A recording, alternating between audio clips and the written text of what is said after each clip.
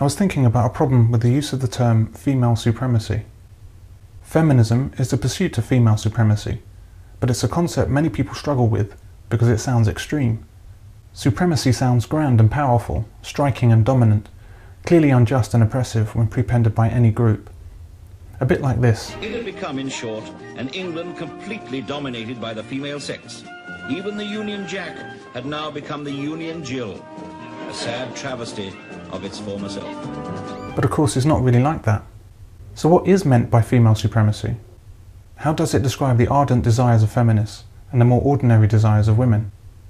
Female supremacy is not always obvious, like bias towards women in the family court, or exemption from selective service, or unfair allocation of healthcare resources, etc. Rather than a clenched fist, it's more often like a concealed gun in the room. It's not in your face, but rather hidden in plain view. Female supremacy is soft and suffocating. It's about women being favoured and handed advantage or victory over men on every occasion possible. Women must win and be seen to win. Men, of course, enable and promote this behaviour by offering no resistance to the demands of women and the state. So what does female supremacy look like? The principal issue with Donglegate is that it was a convention under a code of conduct written by feminists. Therefore, each and every woman in attendance was essentially the equivalent of a card-carrying feminist. Like this. If you would shut the fuck up for the 50th billionth time, I'm reading, fuckface. The code of conduct was wrapped around every female at the convention in a way that perhaps Batfink could explain best. My wings are like a shield of steel. Every interaction between men and women under a feminist written code of conduct is subject to the ludicrous feminist ideas of man as oppressor and woman as victim. Which reinforces rape culture, which is part of patriarchy. So from the moment Pycon adopted the feminist policy, the convention became a mini patriarchy, with women suffering for being women at all times. So naturally, any offence taken by a woman could only be justified and must be punished. The men's joke in this case was not worthy of reprimand, and any sensible person knows it. Can I use a dongle with this? Does it make you uncomfortable to use the word dongle? Her complaint shouldn't have been entertained, but it was because it was a feminist view of the men's private interaction, which allows nothing to pass between men that any woman anywhere might take offence to, at any time, for any reason. Even if that interaction was not sufficiently offensive in itself to upset anybody except the excessively sensitive. The joke was clearly not the issue. It was a woman feeling offended which was the issue. The men could have been making a joke about, I don't know, firing a squirrel from a catapult, or being mean to orphans, or whatever. The Pycon staff would have responded in the same way. The enforcement of a feminist policy simply equates to woman offended equals man at fault, who is probably a sexist, misogynist arse clown who attacks the rights of women everywhere. And he's a bastard. And then some. Any man who attends a Python conference or any other tech conference is now under the thumb of feminism and the toxicity of feminist thought. Any woman a man sits next to is empowered in that very unhealthy way we've all come to understand. It's unlikely, but she can do it if she likes. The code of conduct targeting men is primed and ready for her use, and if you're in her blast radius and you're male, you will pay the price. This is female supremacy.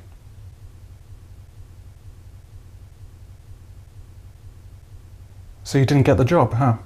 We need to make further progress on fairness, and that's why we will legislate to give more scope for employers, if they want to increase the number of women or black or Asian employees, to take positive action. Legally sanctioned and encouraged discrimination against men in hiring practices means that if you go up against a woman who is equally qualified, she gets the job and you don't. Every time. Why? Because she says she's oppressed, and we all submit to her victim status. Every time. That is female supremacy. In the UK, what used to be called the Boy Scouts organisation is required to admit girls. Why? Because women demanded it, saying that it's discrimination to restrict membership to boys. However, in contrast, the Girl Guides refuses to admit boys. Why? Because those same women, fully aware of their hypocrisy and vile disregard for the welfare of boys, say that girls require a safe space for themselves away from boys. This is female supremacy. Tickets to the Wimbledon men's final cost £3,250. The women's final costs £965. yet prize money for both sexes is equal. The people who pay those kinds of prices to watch the best players, why are they prepared to pay over 3 times more for men's tennis than they do for women's tennis? To put it another way, if women's tennis is worth equal prize money, why is it not worth an equal ticket price?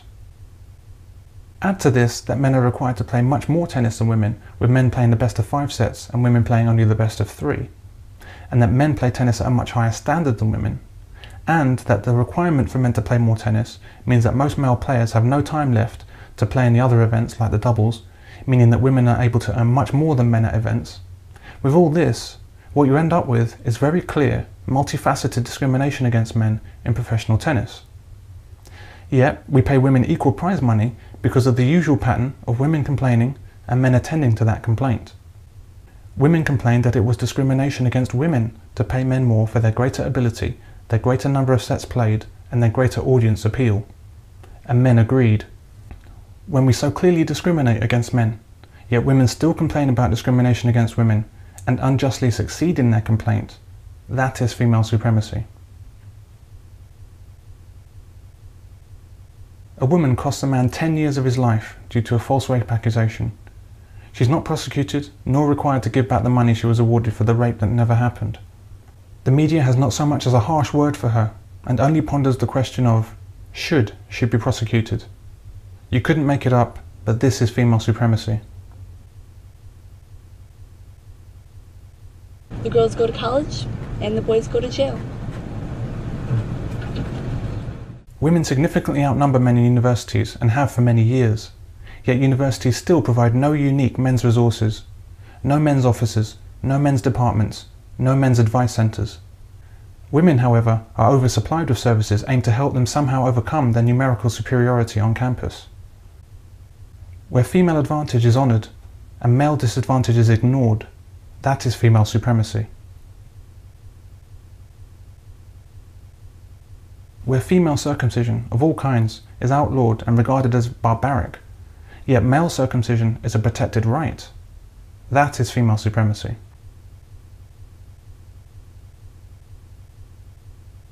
Where urinals in a men's bathroom are removed due to the sensibilities of one woman who would never even see them, where men are dictated to by women even in how they take a piss, and when men comply, that is female supremacy.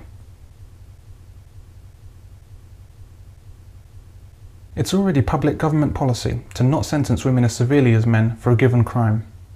But when we actually contemplate closing women's prisons, and I predict this will be instituted in the UK within 5 years, with the reasoning that when a woman commits a crime, it's somehow less criminal than when a man commits that same crime, and at the same time we wax lyrical about how women are at least equal to and typically superior to men in all fields imaginable, including morally superior, that is female supremacy. The book has 4 main messages for men. The first is, help women sit at the table, help women reach for opportunities. Despite all of the progress women have made, we are nowhere close to having our share of the leadership roles.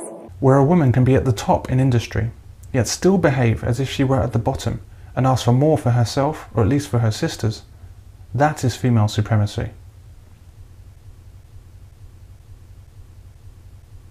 And in order to allow progress on women's representation in the House to continue, we'll extend the permission for all women shortlists for parliamentary selection until 2030. Where we potentially encourage the advancement of substandard people into our government, and where we also deny the advancement of better candidates under the mantra that it's to our benefit when women advance without merit, that is female supremacy.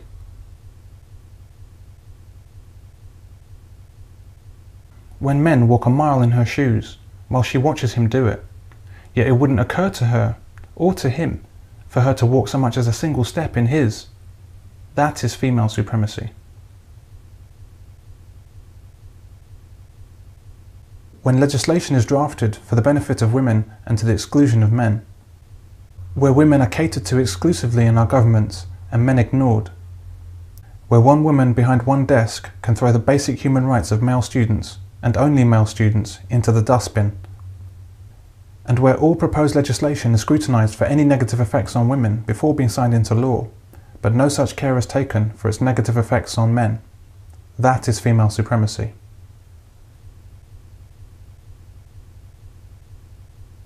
Endless tough women on our screens, juxtaposed with helpless women. Now you come on now, or you gonna regret it later. So she can show up with fresh bruises later, Ed. And never a missed opportunity for bad men to be taught the error of their ways towards women by one of a few good men. The good man will beat the bad man and stand up for women. Every major show or film will feature domestic violence by a man, or a deadbeat dad, or both. So it is written in Hollywood, so it shall be shown on our screens. That is female supremacy. When women sexually abuse young boys, and it's called an affair, and when they sexually abuse girls with objects, well, then it becomes merely a lesbian affair. Women tend to use objects, broom handles, bottles. One woman said that she was sexually abused by rose stems with the thorns still on, being stuck up. Women can be quite cruel using objects, but they're still after their own sexual gratification. And yet we still only choose to move men away from children on aircraft because women are the kinder, gentler, safer sex.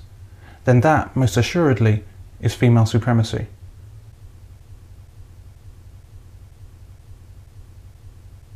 So we can see that we don't need to look forward to or dread the future of female supremacy, because that future is already here. Feminism pursues female supremacy with single-minded determination. It relies on a relatively small number of hateful leaders and a huge number of useful and willful idiots. It is implacable and relentless. No advance made by women is enough. No advantage given to women is enough. Men cannot capitulate enough. Women simply demand more and more and more, indefinitely, with no end point, forever. You're fucking scum. You are fucking scum. Fucking rape apologist, incest supporting, woman hating, fucking scum. Is there someone else I can wait? Does someone follow me?